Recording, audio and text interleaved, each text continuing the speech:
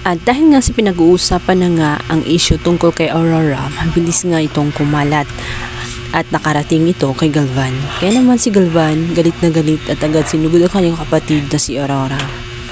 Kaya naman si Aurora sa sobrang takot niya ay wala na nga siyang option kundi sabihin na lang ang katotohanan kay Galvan, kung saan sa Rebecca ay kanyang totoong anak. Anak niya ito kay Orly. Kaya naman galit na galit itong si Galvan. Kaya pala noon, gusto nga nitong si Galvan na ampunin na lamang itong si Rebecca matapos nitong ipalabas na anak ito ni Rodolfo. Ngunit hindi niya ito pinayagan. Mas gusto nito na siya ang mag-alaga. Sa pag-aakala niya na pamangkin lamang ito. Ngunit hindi pala. Ginawa niyang kasangkapan itong si Rebecca, kung kaya't kung ano man ang nangyayari kay Rebecca ay deserve niya.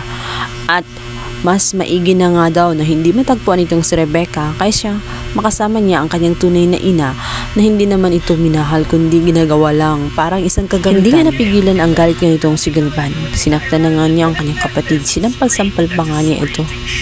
Deserve ni Aurora ang lahat ng pasakit kung saan tinago niya at pinagbukha nilang tanga.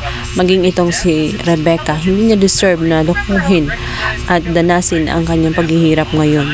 Sa takot nga nitong si Aurora, lumapit siya kay Amando. Ngunit si Amando ay parang robot lamang at tela parang walang nakikita.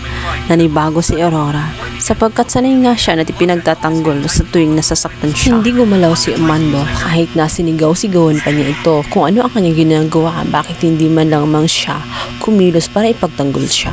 Ngunit si Amando ay parang walang narinig na kahit ka si Mercy ay wala siyang ginawa. Na dinuraan na nga siya ni Mercy, wala pa rin siyang ginawa ang hakbang para ipagtanggol siya. Maya-maya pa nga ay bigla na lamang umalis itong si Amando at iniwan niyang mag-isa itong si Aurora.